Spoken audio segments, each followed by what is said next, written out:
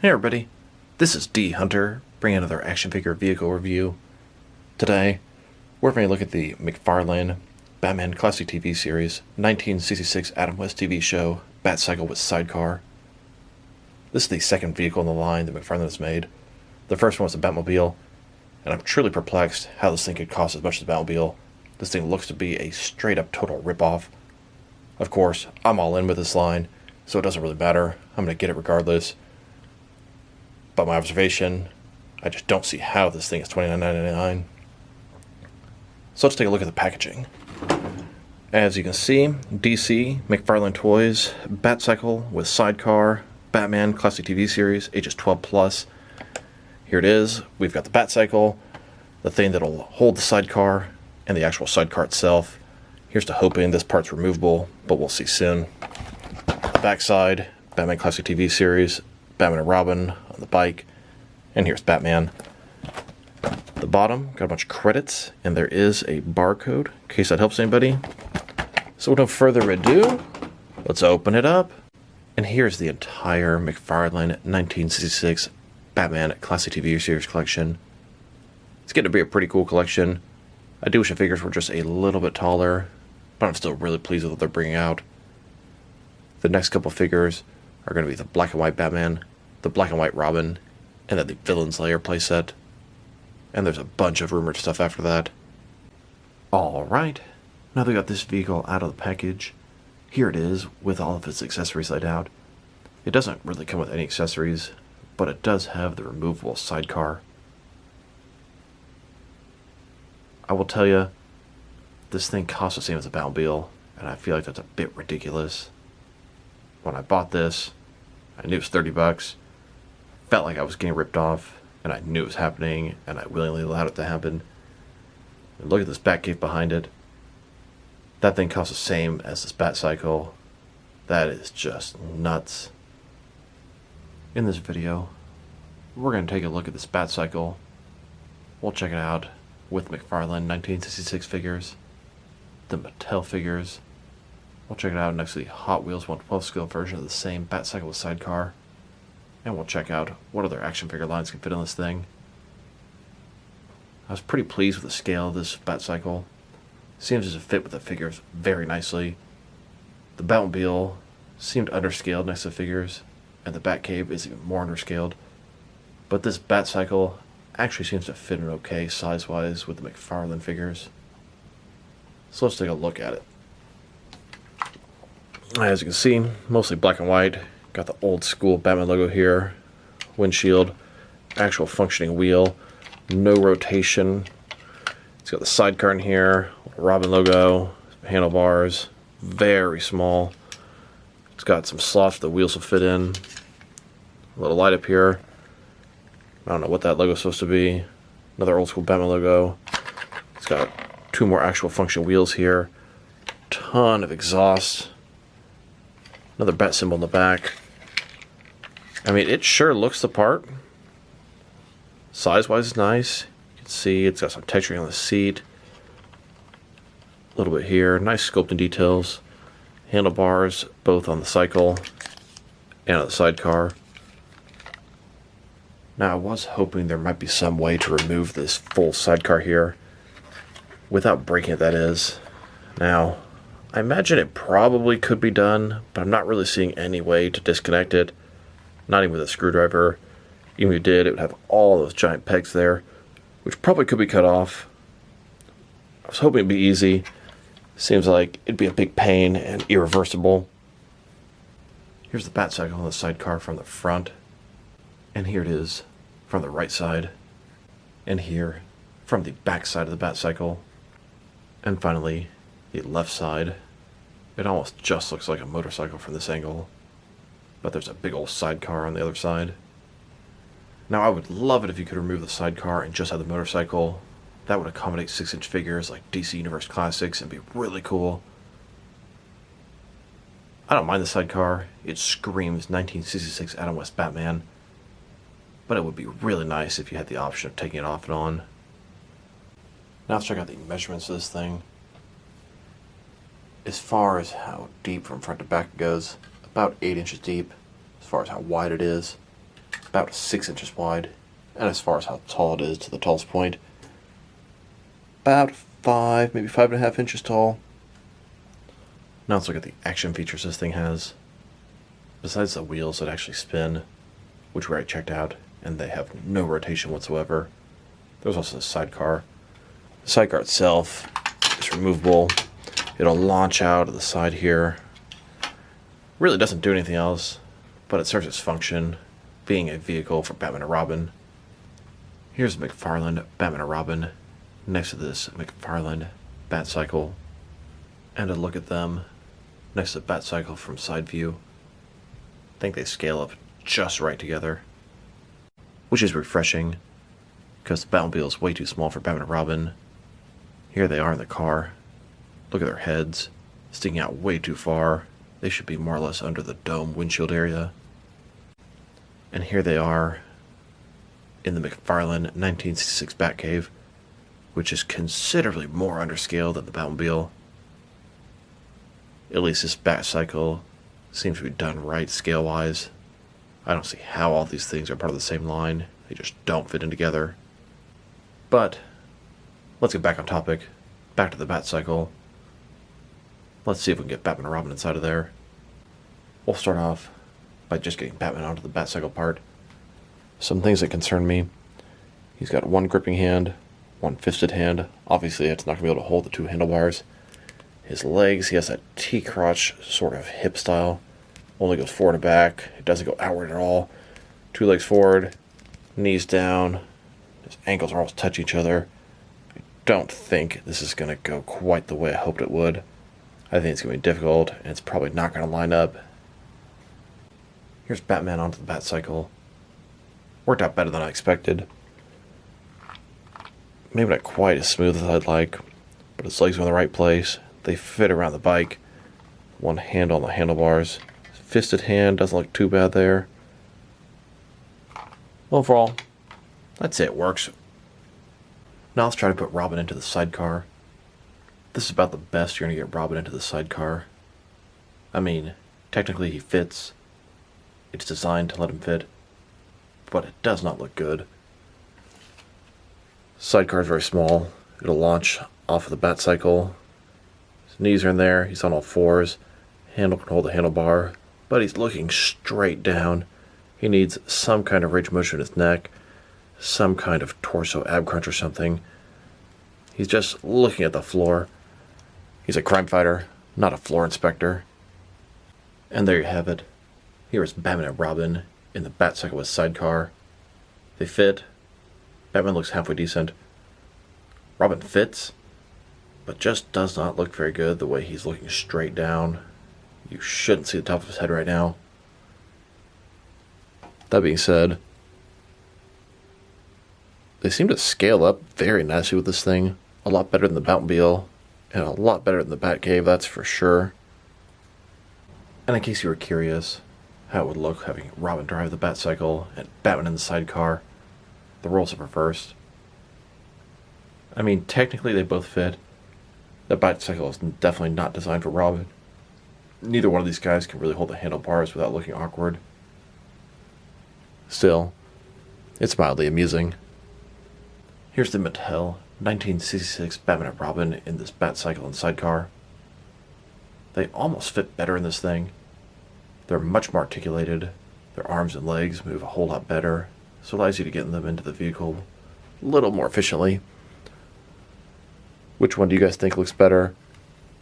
Mattel or McFarlane? Drop me a line in the comments below. Now let's check it out next to some other vehicles.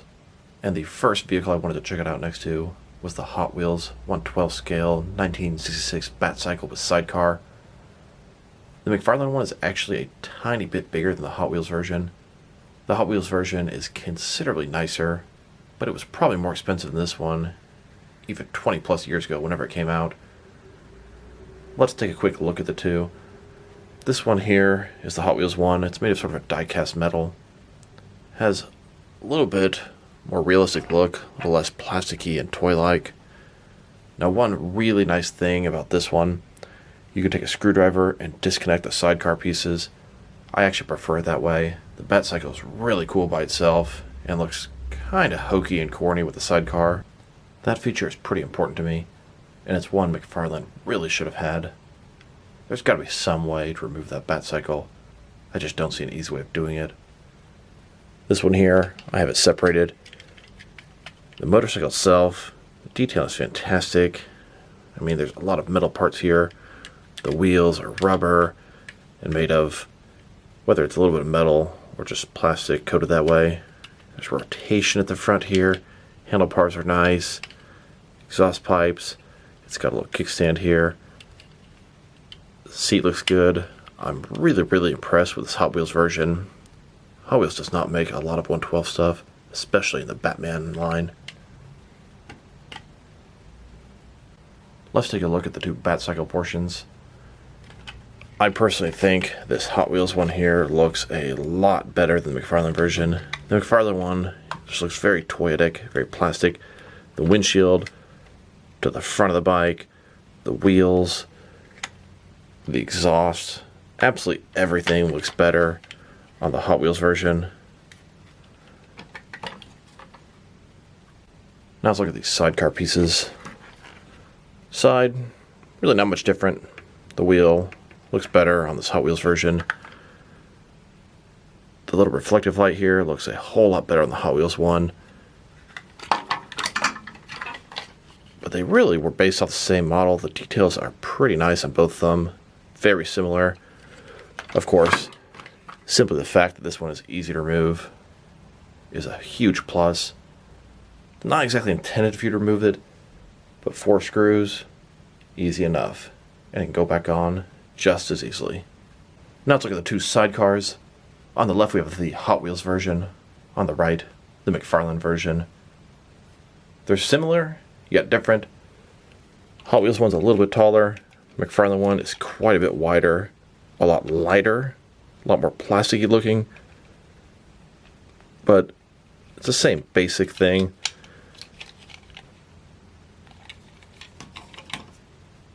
Here's the Mattel Batman and Robin on the Hot Wheels Batcycle on the left, then the McFarlane figures on the McFarlane vehicle on the right, and here are the McFarlane figures on the Hot Wheels Batcycle, and the Mattel figures on the McFarlane Batcycle on the right. The McFarlane figures really just don't fit on the Hot Wheels one properly. I mean, look at that Batman sitting up too tall. Hands don't even come close to the handlebars. But the Mattel figures, they're pretty versatile. They fit the best on both these sets. McFarlane one doesn't have a shot in hell of fitting properly on the Hot Wheels, but they at least fit halfway decent on their own McFarlane Batcycle. Now let's check it out with some more different Batman vehicles. We'll do an aerial view. Here's the McFarlane Batcycle on the left, next to the Hot Wheels version on the right. They're sized very similarly, but I would say as a whole the McFarlane one is a tiny bit bigger, but the Hot Wheels one is way nicer. And here it is, next to the Catmobile. They have a similar type paint job. Here's the McFarlane Batcycle, next to the McFarlane Batmobile. The McFarlane Batmobile is nice, but it's underscaled with the figures. They stick way too far out of the top. The Batcycle is actually scaled pretty properly with the McFarlane 66 figures. Seeing that they released the Batcycle and the Batmobile, those will be the two most popular Bat vehicles from the show. It gives me hope. They might make a Batboat and Batcopter. And then, here's this Batcycle next to the Mattel Batmobile from the TV show. The Mattel version Batmobile is by far superior to the McFarlane version. It's bigger and just visually looks better from all angles. Now let's check it out with some of the McFarlane Batman vehicles. These are from the 7-inch scale McFarlane DC Multiverse line. Here it is, next to the White Knight Batcycle, of which I got 4 of for the Bat family. And here it is, next to the McFarlane Death Metal Batcycle. Here's a 66 Batcycle, next to both the Drifter motorcycle and the Batcycle from the Batman. And I did get 2 of each of those as well, mainly due to insanely cheap clearance prices. But I'll tell you, that Drifter motorcycle is a fantastic all-purpose motorcycle for 6 and 7-inch figures. Here it is, next to McFarlane's first vehicle, the Bat Raptor. And while we're on the subject of McFarlane Batman vehicles, here it is next to the Superpowers Batwing. That's for 5-inch scale. The Batcycle's for 6-inch scale. And the McFarlane DC Multiverse vehicles are for the 7-inch scale. Now let's check it out. Next is more Batman motorcycles. Here it is, next to 3 different versions of the Batpod. From left to right, SH Figure Arts Batpod, Mafex Batpod, and then the Mattel Batpod. And here it is, next to some DC Direct, Batman the Animated Series Batcycles. I got 3 of these for the Bat family. Now let's check it out. Next to some other Batman motorcycles. Here it is, next to a Mattel, Batman Brave and the Bold, Batcycle with Sidecar. Brave and the Bold took a lot of inspiration from the Batman 1966 show. Definitely this Batcycle with Sidecar as well. And here, with another Mattel Brave and the Bold Batcycle. And now, here it is, next to a Mattel Justice League and Batman Missions Batcycle. Then, next to a Mattel Justice League Batcycle. This is for these smaller 5-inch scale figures. And here, with an older Toy Biz 1989 Batman Batcycle. This is for the 4-inch figures. Then, next to a DC Direct Batgirl Batcycle. This also works really well for Huntress. And here, next to an older Kenner Batman and Robin Redbird Robin's motorcycle. I use this for Red Robin's bike. Then, with a Hasbro Marvel Legends Black Widow motorcycle. I use this for Batwoman as the color scheme works out great. And here it is, next to a Mezco 112 Collective Judge Dredd Lawmaster. I usually use this for a Nightwing motorcycle. Now let's check it out. Next to some other 6 and 7-inch scale Batman vehicles. Here it is, next to a Soap Studios Remote Control Dark Knight Trilogy Tumbler. Then, next to a Hot Toys 1/12 scale The Dark Knight Rises The Bat. And here, next to the Mattel DC Multiverse Justice League Batmobile. Then, next to the ultimate radio-controlled version of the Justice League Batmobile. And here it is, next to the Mattel Talking Heroes Justice League Nightcrawler. Then, next to the Mattel Justice League Flying Fox. And here it is, next to the DC Direct Batman the Animated Series Batmobile. Here's this Batcycle, next to the DC Direct Batman the Animated Series Batwing. Then, next to an older 6-inch scale Batman comic style Batmobile by Mattel. And now, next to a couple of Mattel Batman PowerTech Batmobiles. And here, next to a Mattel Batman Missions Batmobile. Here it is, next to both versions of the Spin Master Batmobile. This is actually intended for 1/6 scale 12-inch figures, but it looks really nice next to your 6 or 7-inch figures. Then, next to the Hot Wheels 1/12 scale The Batman Batmobile. And finally, here it is, next to a 7-inch scale Batman The Dark Knight Returns Custom Bat Tank. Now let's check this bike out, next to some action figures from different various companies, to see how it fits in both scale and style-wise, in case you want to know which lines you can mix with it. Since it's part of the McFarlane Batman Classic TV series line, they're typically the 6-inch scale. I'm going to start off my comparisons with some of these smaller action figure lines I collect, and work my way larger, and we'll try to see which of these figures will fit onto the Batcycle. Here it is, next to some Jazzwares Fortnite figures. Here are the Jazzwares figures on the Batcycle. They actually fit pretty good. I don't think there's going to be a lot of figures that are going to fit into the Sidecar. And here it is, next to some SH Figure Arts action figures. And these SH Figure Arts figures, they more or less fit. Then, with some Hasbro Marvel Legends. Here's some Hasbro Marvel Legends in the Batcycle. I'd say they can fit on the Batcycle more or less. The Sidecar, they're getting too large for that already. And here's the bike with some Mafex figures. Here's a couple of Mafex Batman figures on this Batcycle. Still barely fit into that Sidecar. Then, with some Mattel DC Universe Classics and Multiverse figures, and even the Mattel DC Universe Classics are fudgeable with this Batcycle. That's one thing I really like. It will accommodate more than just the McFarlane Classic TV series figures. This classic Batman and Robin look pretty good on this thing. And here it is, next to some Mezco 1/12 collective figures. Here are the Mezco figures on this Batcycle. That Golden Age Batman looks fantastic on this thing. I'd say the figures really don't fit in the sidecar. Two-Face is way too big for this thing. Then, with some Mattel wrestling figures, here's some wrestling figures on the Batcycle. Triple X looks fine riding the Batcycle, but the other wrestler is on top of the sidecar, but is way too large. And now, with some Jazzwares AEW wrestlers, here are the Jazzwares wrestlers on the Batcycle. Yeah, they could sit on the cycle part, but I'd say a big fat no on the sidecar. And here's some NECA figures next to this bike. Here are the NECA figures on this thing. Technically, Batman fits on the motorcycle, but he's just far too large.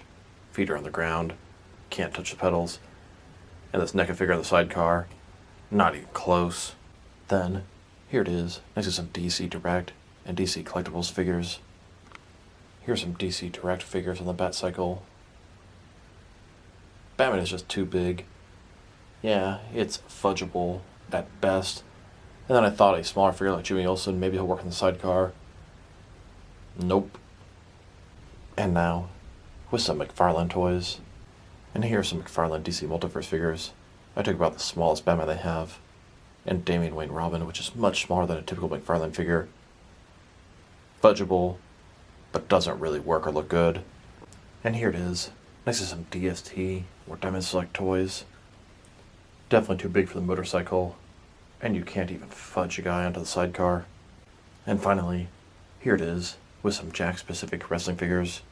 And honestly, between their size and limited articulation, they don't even fit on the bike, much less the sidecar. But let's be realistic here.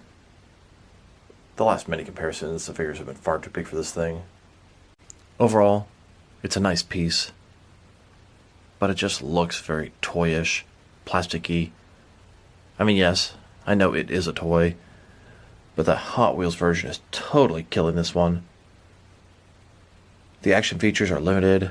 Wish I had some rotation in the tire. The thing is too expensive. As a whole, if I were to rate this thing, I'm going to give it a 5 out of 10. The best thing it has going for it is it's scaled properly with the figures, unlike the Batmobile, and unlike the Batcave for sure. Hopefully, we'll get the Batboat, the Batcopter. That's something I can really get behind. So this is D Hunter. Thank you guys for watching this video. If you liked the video, press like below. If you have anything you want to say with the video, add to the comment section. If you want to see additional action figure and action figure vehicle reviews from me, press subscribe. I do appreciate when you do that.